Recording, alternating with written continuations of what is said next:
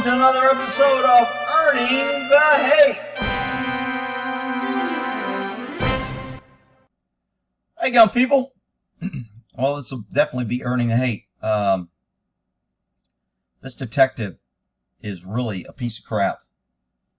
And you talk about, I don't know, psychopath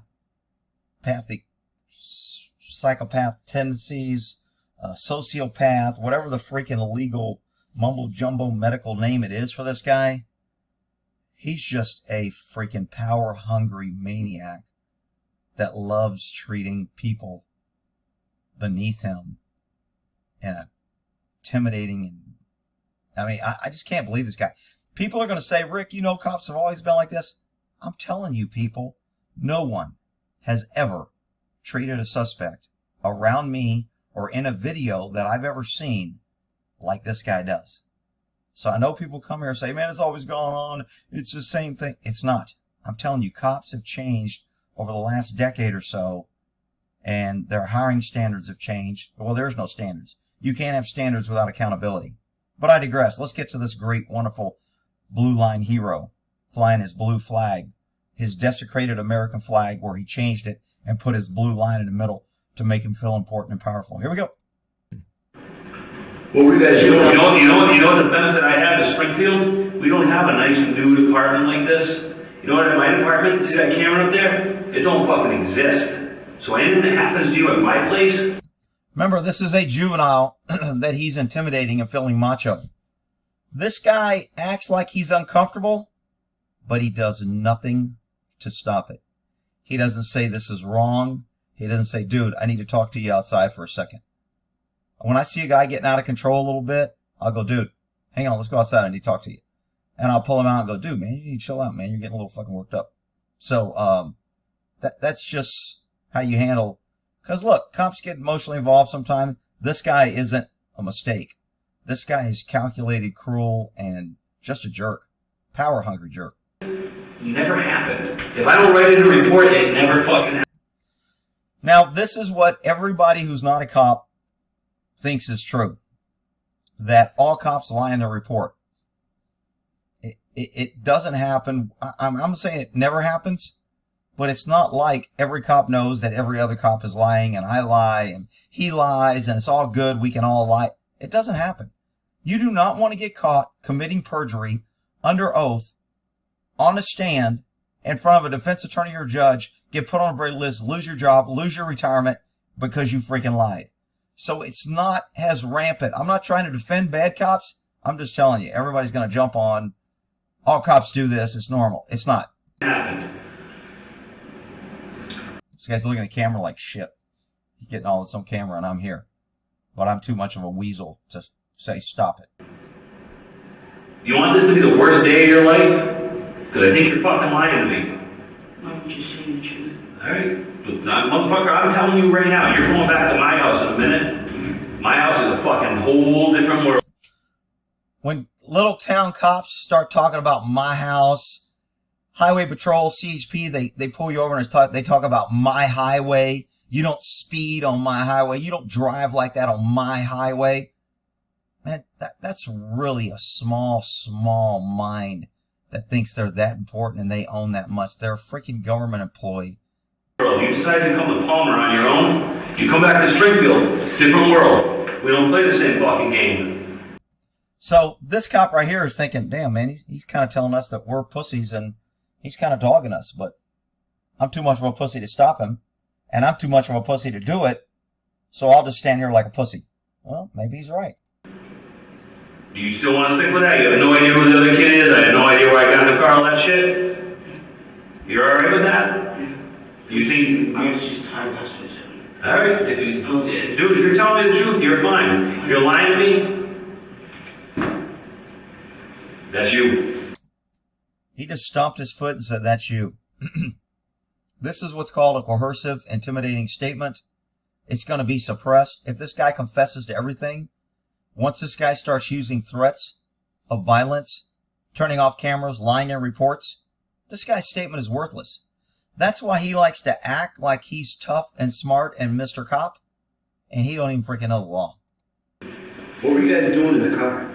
Oh, He's probably a pussy anyway. He's probably scared of this little guy. He's only freaking being tough because he's got another guy with a gun here. What did you break into? Huh? What did you break into? Where did you get the quarters from? The quarters? All the coins in your pocket. Oh, the kid that, got saved by the dog. He gave them to me, told me, oh. You know I'm gonna beat the fuck out of you when we get back. Really? I have never had a cop say this to anybody in my custody or their custody in front of me. Never. Back in Springfield right now, you just lied right to my face. Why? Because you fucking broke into something, and I know you did, and you know you did. So when we get back, I'm gonna tune you the fuck up. Because you just... Tune you up is a cop term. When you tune up a suspect, tune up somebody, get in their ass, teach them a lesson, give them a little street justice. That's what tune up means. Lie to me. And I'm telling you in advance. And I'm being nice to you. I'm man up. You're a fucking grown-ass man. So, I'm just gonna let you know right now. I think the kid's 16 or 17. Now. From what? They're not from the fucking car. This is my fucking car! Now you're fucking making me mad! Fucking start... Intimidating, yelling, excess. This statement is gone. This guy could commit to killing freaking Kennedy. Doesn't matter. It's gone. You're telling me the goddamn truth! That's my fucking car! My car! Where'd you get the quarters? Those in the back seat.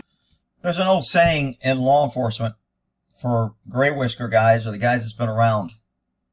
You can always be nice and move to an asshole. Once you move to an asshole, you can never go back to being nice. So you need to save your asshole personality to the end. Because once you're an asshole, when you go back nice, they don't respect you. It has no meaning. They know you're not being nice. They already know you're an asshole. So this guy, this cop is he's a freaking rookie punk that wants to play tough and maybe another agency to show how tough he is and how they do things in his turf, in my hometown, in my cars, my street, my motherfucking house. Last chance. That's where you got it from. Yeah, so now we go. Those in my bag. You didn't even know when he done something. Nope. Man, he's tough. Raise your hand if you're impressed with this guy, because he's like a really tough cop. He's going to be tough on crime. He should be a politician because he's so tough. And now he does the same thing with the other suspect, thinking he's tough. You see this fucker? I fucking mean everything. It's not that, it's my face hurts. You think it hurts now? You know what we're doing after this? So now we have two cops that this guy's impressing. Watch me impress these two pussies. Watch me show them how tough I am on this little kid in custody. What a punk. Oh, sir. We're going back to fucking Springfield. You know the mountain of Springfield? See that thing up there? Right there, you know what that is? That's a camera. You know what Springfield don't have?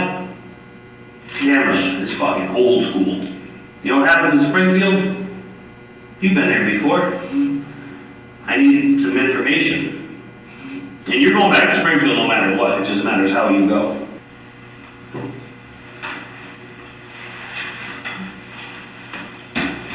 It's 5:20 in the morning, Daniel. About 3 hours ago, they stopped paying me to be here.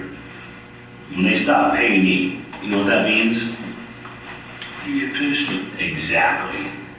I've been fucking humping through woods with a fucking dog shitting all over the fucking place, bleeding all over the fucking place for a bunch of little fucking cock-sucking piece of shit like yourself.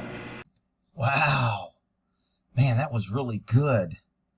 They teach that at the police academy on interrogation tech. Nobody teaches that shit. And you know what? You guys are going to think I'm full of shit because I talk shit and you guys have no idea that I was really like I say I was like. But I'm telling you, if some dude came up and started treating my prisoner, my custody like this, I'd be like, dude, he's in my fucking custody. You don't talk to him that way. You want to fucking talk? We can go outside and talk. You ain't talking to my in custody and threatening him and ruining this freaking case because you want to be top macho tough guy. All right? So you want to talk to him that way? I'm fucking talking to you this way. You don't like it? We can fucking walk out of this interview room.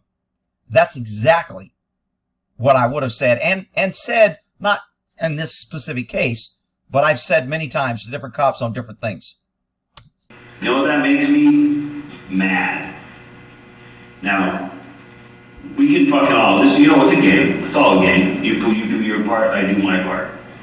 But the problem is, you fucking get on my bad side, my game gets a whole lot realer than yours. You broke into someplace, and that's where all those fucking coins came from. You're in a fucking stolen police vehicle, which really makes your fucking day bad right now. Because you think your eye hurts now? When you come back to my house, that's my car you fucking stole. So, I'm thinking that maybe his car got stolen by these guys, which means he's really personally involved, which is a bad thing. You don't want to investigate cases when you're personally involved, which is why you don't want to go to court and defend yourself, because you're personally involved and you react with emotion instead of logic and reasonableness and smartness and thought out procedures. So this guy is just, I mean, I'm not excusing his dick behavior. I think he's a dick either way. This just kind of shows it. If you want to go watch the video, I mean, it's pretty disgusting. It's a 24-minute video. It's on Red Tree Crime. A detective crossed the line to get a confession. He doesn't cross the line. He actually commits criminal acts of threats. He's intimidating a person in custody. There's plenty of crimes. But you know what? No DA will charge him. Cops will come here and say, oh, man, you know, he's just doing a good job. And he was trying to, you know, it wasn't his fault. He got woken up, man. And you're just being tough on him. And whatever. You freaking cops that are defending cops like this and every day, you're the freaking problem. And that's why when you guys are getting shot and blown, not that I'm encouraging violence, and I'm not saying we should do violence, but when you guys get shot and ambushed, you wonder why people don't care.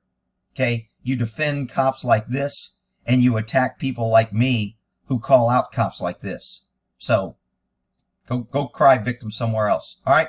We'll end that there. Earning the hate.